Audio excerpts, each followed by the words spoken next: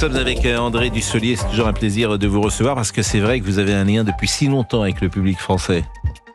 Eh bien, je sais pas, on ne sait pas trop. On joue sur le moment, on a du plaisir aussi sur le moment, et puis après, on ne sait pas trop ce qui se reste dans l'imaginaire, dans la mémoire. Si quelquefois on le retrouve quand on croise les gens et qu'ils vous remémorent des souvenirs de théâtre, de télévision, de cinéma, donc c'est toujours plaisant. Mais c'est vraiment un métier de l'instant, du présent. Donc, on n'a pas forcément les échos immédiatement de ce que les gens ressentent ou pensent. Sauf que vous les voyez, les gens, j'imagine, ils viennent vous voir, ils doivent dire élégance, délicatesse, gentillesse, sympathie, bonne humeur. Oui, puis bon, tout ça n'est peut-être qu'une façade. Peut-être qu'au fond, vous avez des engagements politiques, mais par exemple, je vous ai jamais entendu parler. Non, c'est vrai, parce que je me sens pas assez compétent. Je suis toutes les émissions, je vous entends et je suis tout ça comme tout le monde, mais je me sens pas assez compétent pour pouvoir parler, intervenir. En effet, c'est vrai qu'aujourd'hui, le métier de comédien, il a beaucoup évolué. On n'est pas seulement dans le métier qu'on fait, mais on est aussi un peu à la périphérie, en train de commenter, de dire des choses, de se faire valoir, soit par une opinion, soit par autre chose. Bon, moi, j'ai pas tellement, je mise tout sur le travail, d'une certaine façon, le plaisir de travailler ou de faire des choses qui sont un peu inattendues. Quand je rentre dans une salle de cinéma ou de théâtre, j'ai envie d'être un peu surpris, soit par l'histoire, soit aussi, connaissant l'acteur, par quelque chose qu'il n'a pas jamais fait, ou que, voilà. Alors, il m'est arrivé comme ça de jouer, soit Staline, soit, je sais pas quoi. Dernièrement aussi, avec François Ozon, tout s'est bien passé. C'était un homme qui avait eu un AVC et qui voulait mourir. Ben voilà, il y a des sujets, des thèmes assez forts, et puis des personnages qui sont, j'aime bien. Moi, je suis né, en fait, avec la génération des comédiens américains qui se métamorphosaient dans les années 70 d'un rôle à l'autre. Et pour moi, c'était ça. J'en parle exprès, Pascal, parce que j'ai suivi beaucoup, en effet, évidemment, au moment où Alain Delon est décédé, et vous en avez beaucoup parlé. Et bon, c'est un acteur. Et j'ai voulu regarder Delon depuis dans Zorro, parce qu'il a fait Zorro. Donc je voulais voir un peu ce que c'était. C'était un film qui datait de 1975, et je voulais voir un petit peu ce qu'il en restait 50 ans plus tard. Mais bon, Delon, c'est un être exceptionnel, enfin un physique, un charisme et tout ce, et puis un magnifique acteur. Mais je sais pas pourquoi je parle de lui tout d'un coup. Parce que lui, parce que Zorro, et parce que lui a toujours fait la distinction entre acteur et comédien, en disant je suis un acteur parce qu'il aime bien ramener les personnages un peu à ce qu'il est, à lui, évidemment. Alors qu'un autre, je suis aussi un petit extrait hier d'un film de Bertrand Blier qui s'appelle Les Acteurs, où il y avait Michel Serrault, et lui, il se targuait de vouloir être comédien, de jouer des personnages tout à fait différents. C'est un peu ça que j'aime bien, et je faisais allusion aux années 70 quand j'ai vu le cinéma américain où je reconnaissais pas un acteur d'un rôle à l'autre, C'est ça qui me plaisait. C'est toujours les deux grandes tendances du comédien. Soit le comédien vampirise le rôle, et c'est la tradition française. C'était des Pierre Brasseur, des Gérard Depardieu, ou effectivement Jean Gabin, bien sûr. Tu ne vois toujours que à travers le rôle qu'il joue, et on adore cette tradition-là. Mais on peut aussi aimer une autre tradition. Alors je sais pas. J'ai envie de vous dire, vous, c'est presque les deux, parce que vous êtes quand même toujours très André Dussolier, bien sûr. Et en même temps, quand on voit tout ce que vous avez joué, ce sont des rôles tellement différents, ce qui n'est pas si fréquent dans votre métier. Oui, puis j'aime bien passer d'un genre à l'autre. J'aime bien passer de la comédie au drame, ou bien des choses très nuancées, très différentes. C'est le plaisir de voyager comme ça et d'avoir des vies multiples grâce à ce métier. Et puis vous avez joué quand même avec Truffaut, donc ce qui mérite quand même toute notre admiration. Une belle fille comme moi, c'est un film qu'on peut revoir d'ailleurs, c'est pas souvent. C'est Une belle fille comme moi, avec Bernadette Lafont, qui est un film étonnant. Et puis il y a un autre film aussi qui est formidable dans le début de votre carrière, qui s'appelle Toute une vie, de Claude Lelouch, parce que dans ces années 70, il y a une telle pépite de comédiens. On parlait de Villeray tout à l'heure, mais c'est vrai que c'est une génération dorée là. Votre groupe du conservatoire, vous avez tous fait des carrières extraordinaires, au plus haut niveau.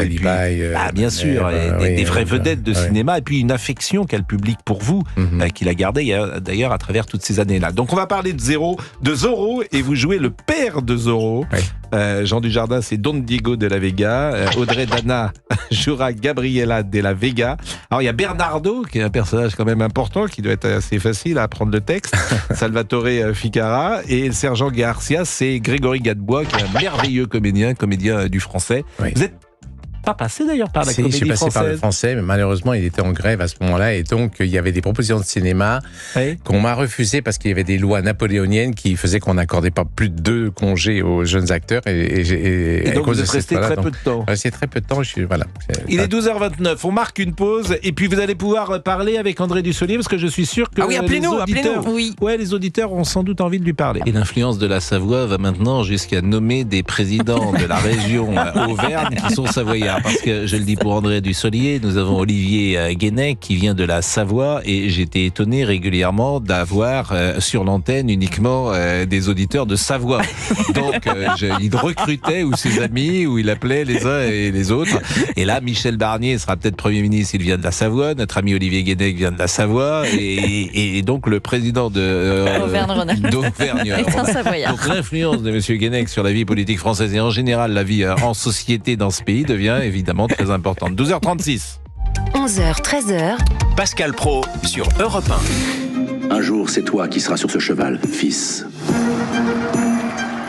Je te donne la ville.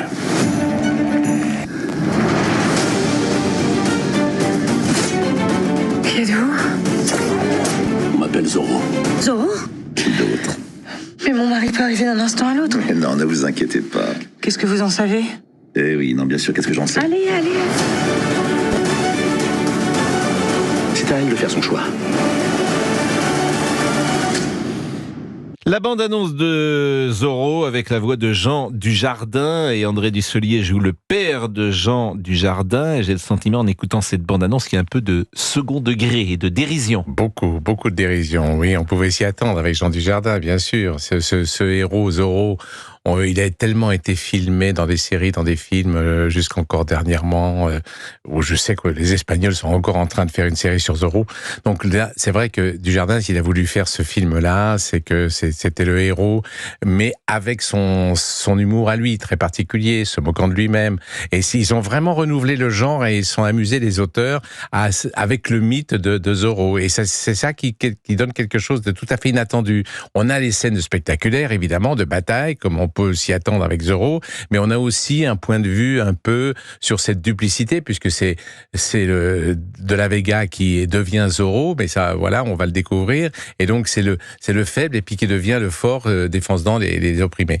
Donc il y a un double rôle, et puis il y a des personnages assez riches, quoi, vraiment aussi, ils sont attachés à les creuser, et puis même à aborder des thèmes assez actuels, d'ailleurs, aussi, grâce à Zorro. Et c'est peut-être la première fois que vous jouiez avec Jean Dujardin? Oui, c'est la première fois.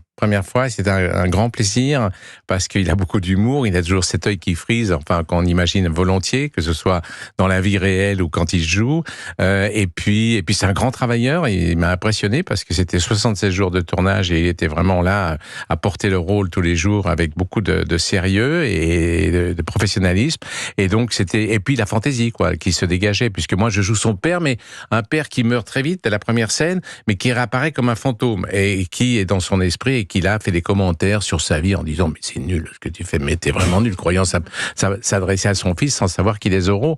Et donc mais c'est aussi, voilà, c'est là que ça évoque quelque chose des relations entre un père et un fils. Le fils, il est toujours habité par les paroles qu'il a entendues, les paroles critiques d'un père et donc c'est assez amusant de voir le père qui intervient à chaque fois pour commenter une action, une attitude ou une entreprise de Zorro qui est vraiment vouée à l'échec, alors que Zorro, rien ne lui résiste. Est-ce que vous diriez vous-même que vous êtes un grand travailleur, puisque vous disiez que Jean Dujardin l'est? Ben, j'aime bien ça, le travail, parce que j'y trouve.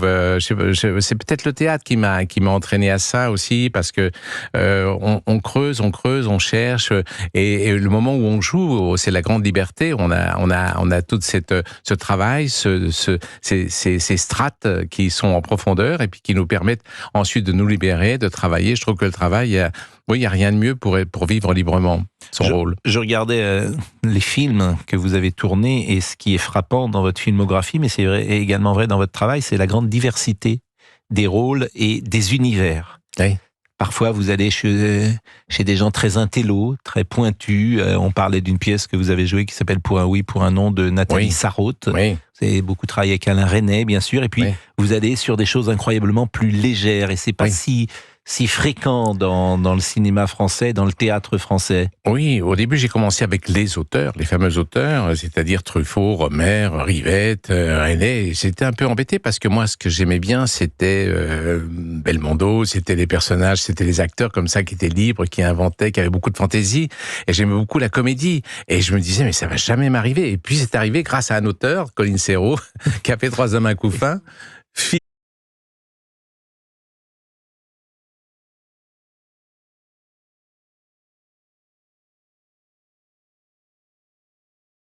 Enfin, je sais pas si Géraldine, vous vous souvenez. Bien sûr, j'avais 6 ans à l'époque et à 6 ans, ça m'a marqué. Bon, ça doit être de 84 ou 85 à peu près. Bon, et il y a Michel Boujna, il y a Roland Giraud. C'est une déflagration parce que personne n'avait vu ce film qui repasse régulièrement à la télévision et qui vous a ouvert sans doute les portes. Alors, ce qui est intéressant aussi, lorsqu'on a à la fois votre carrière, c'est les rencontres. Quand on est avec François Truffaut, quand on est avec Sautet. Oui. Parce que vous êtes dans un des plus beaux Sautets, qui est Un cœur en hiver, qui est peut-être sinon le plus beau, en tout cas qui fait partie du palmarès des Sautets les plus réussis. Donc quand vous regardez tout ça, j'imagine que vous êtes sans doute fier de ce parcours. Oui, et puis en même temps, j'aurais bien voulu le retrouver, Claude Sautet, parce que vraiment, c'était un musicologue au départ, Sautet. Et quand il écrivait ses dialogues, c'était vraiment pesé comme des notes de musique, quoi. Vraiment, si on allait le voir, on disait, mais Claude, j'aimerais bien dire autre chose. Il fallait vraiment qu'on ait réfléchi, qu'on ait senti à la chose, parce qu'il avait tellement pesé chaque mot avant qu'on tourne. Et vraiment, c'était agréable. Parce que ce que j'aimais beaucoup chez Sautet, c'est autant les mots que les silences, quoi. Voilà, on joue beaucoup entre les mots avec Sautet, on peut exprimer beaucoup de choses. Et puis c'est la vie, quoi. C'est la vie palpable comme ça, immédiatement, des êtres. Hein. Tous les films de Sautet, on s'en souvient parce que vraiment on a l'impression de connaître ces personnages, d'être parmi eux. Et j'aimais beaucoup. Il avait des colères quand ça fonctionnait pas, mais il était aussi gagné par une émotion immense quand ça fonctionnait, quoi. Donc c'était. Ouais, c'est un chef-d'œuvre, hein, Un cœur en hiver. Oui, j'aime beaucoup. Je sais pas si vous revoyez parfois vos films. De temps en temps, comme ça, par hasard, quand ça repasse et que je tombe dessus. Vous vous souvenez par exemple du nom du personnage que vous jouez dans Un cœur en hiver? Parce que moi je m'en souviens, parce que c'est un des films que je revois. Maxime et Stéphane. Bravo. Et à un moment, vous regardez Emmanuel Béard et vous avez compris qu'elle tombe amoureuse, peu à peu de votre ami. Et je crois que vous dites, il te plaît, tu le regardes. Et puis vous le giflez dans un restaurant assez violent d'ailleurs. Je ne sais pas comment vous avez fait cette scène avec Daniel C'était en studio, c'était incroyable. Mais c'était assez différent en plus des films précédents de Sautet. Hein. Il y avait Vincent, François Valézo, etc. Il amorce avec ses 3 derniers films, Quelques jours avec moi, Daniel Auteuil, Un cœur en hiver, et puis il va terminer avec Nelly Monsieur Arnaud, qui sont 3 films très différents de ce qu'il avait fait avant, parce que il était allé au bout de son histoire, c'est ce qu'il a souvent raconté. Mais c'est vrai que il y a une très grande palette, bien sûr, et puis il y a un lien avec le public. Vous avez un lien, par exemple, quand vous faites le film qui est sorti N'avoue jamais, qui est un film qui a bien marché, très bien marché, qui est une comédie. Moi, je dis aux gens, alors elle doit, je crois pas qu'elle soit encore aujourd'hui, mais allez voir ce film-là. C'est un film à l'ancienne, c'est un film où vous êtes avec Sabine Azéma, c'est une histoire étonnante de quelqu'un qui trouve une lettre ancienne et qui découvre peut-être qu'il a été trompé, il n'a pas vu exactement la vie qu'il imaginait avec sa femme. Un militaire qui découvre vraiment que sa femme l'a trompé 20 ans avant et qui reste fixé sur cette lettre qu'il découvre, et elle est amoureuse de Thierry Lhermitte qui aussi compose le trio. Mais c'est jubilatoire, et vous, vous prenez tout simplement du plaisir. Oui. Ah ben oui, la comédie, j'adore ça. Moi, j'ai commencé au conservatoire, on en parlait à l'instant, mais je passais que des sets de comédie avec Nathalie Baye en particulier, et j'adorais la comédie. Et quand on met le pied dans les comédiens, dans un film sérieux, enfin, comme c'était Truffaut, toute cette famille-là, qui était vraiment, c'était des auteurs.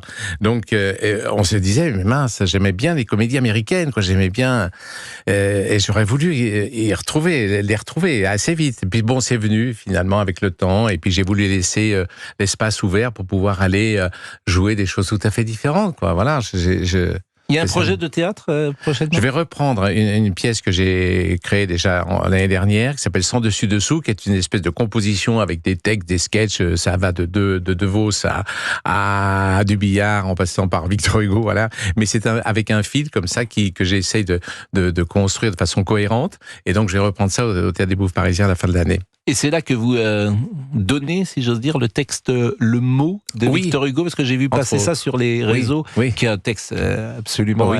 d'actualité, sur la rumeur. Oui. Sur la rumeur, parce que je vous ai entendu beaucoup parler, en effet, aujourd'hui, enfin, il y avait un cas précis quand même dernièrement, c'est que la justice, quand elle rend c'était à propos de l'histoire d'Ibrahim Malouf, quand vraiment elle donne son avis, n'empêche que la rumeur est plus forte encore que la décision de justice, puisque bon, il avait été innocenté en 2020.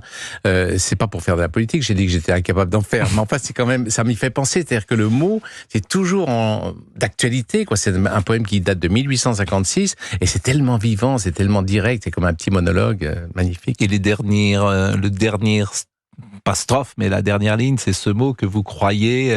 Il vient en face de chez quelqu'un, il dit voilà, je sors de la bouche d'un tel. Voilà, et c'est fait. Vous avez un ennemi mortel. Et c'est fait, vous avez un ennemi mortel. C'est-à-dire qu'il ne faut jamais rien dire. Alors nous, ça nous arrive jamais, on dit jamais du mal de personne.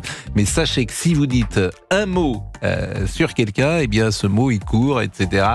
Et il va à qui il était destiné sans que vous le souhaitiez.